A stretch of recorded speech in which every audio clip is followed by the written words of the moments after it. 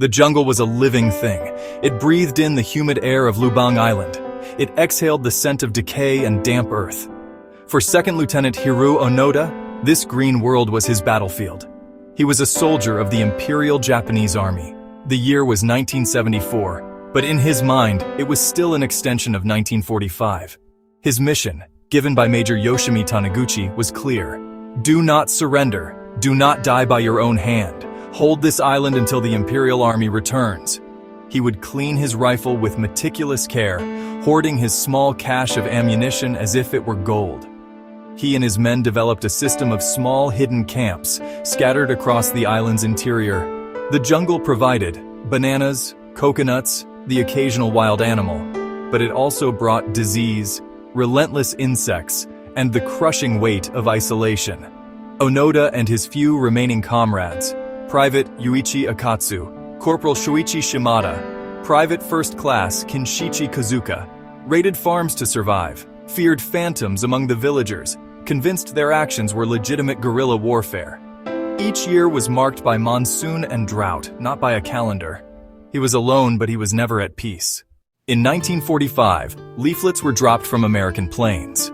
They proclaimed Japan's surrender. They studied them, debated them. It was a trick, they concluded, a clever piece of enemy propaganda. Loudspeakers broadcast pleas from family. "The war is over, Hiroo! Come home!" The words were a torment, a siren's call they had to resist. Their training had prepared them for deception, to believe the messages would betray their mission and their emperor. They reasoned, if the war were truly over, their commanding officer would tell them in person. In October 1972, a firefight erupted. Kinshichi Kozuka, Onoda's companion for 27 years, was killed. Onoda escaped into the jungle, now truly and completely alone. Japan rose from ashes to an economic titan. Bullet trains crisscrossed the nation. The Imperial Army disbanded. The Cold War split the world. A man walked on the moon. Onoda knew nothing of it. Newspapers were artifacts from an alien civilization. He continued to fight for an empire that no longer existed, a ghost haunting the post-war era. Alone on Lubang, his resolve did not break. It hardened. In February of 1974, a young Japanese adventurer, Norio Suzuki, arrived on Lubang Island. His quest was unusual. Find Lieutenant Onoda, a panda, and the abominable snowman, in that order. Suzuki camped where he suspected Onoda might be, and waited. One evening, Onoda, wary and armed, approached. He was prepared to kill him, but Suzuki greeted him with a smile. "Onoda-san, the Emperor and the people of Japan are worried about you." They talked for hours, the traveler from the future and the soldier from the past. Onoda listened, but he was not convinced. He would not surrender without a direct order from his commanding officer. Suzuki returned to Japan with proof Onoda was alive. The government was stunned and searched for Major Yoshimi Taniguchi. They found him, an old man working in a bookstore. He had long believed Onoda was dead, and he did not hesitate. On March 9, 1974, Taniguchi walked to a jungle clearing and waited. From the dense tree line, a figure emerged. Hiroo Onoda in his tattered uniform, rifle at his side. Taniguchi stood tall and read the formal order. The war had ended. Onoda was relieved of duty. For Onoda, the world shifted. The voice of his commander was the one truth he could not deny. He wept, then slowly, formally, surrendered his sword, the one his mother had given him.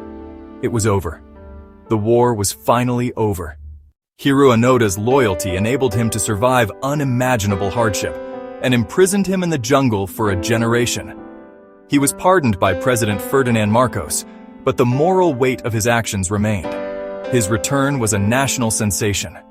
Crowds gathered to glimpse the man who had kept the faith, but modern Japan felt alien.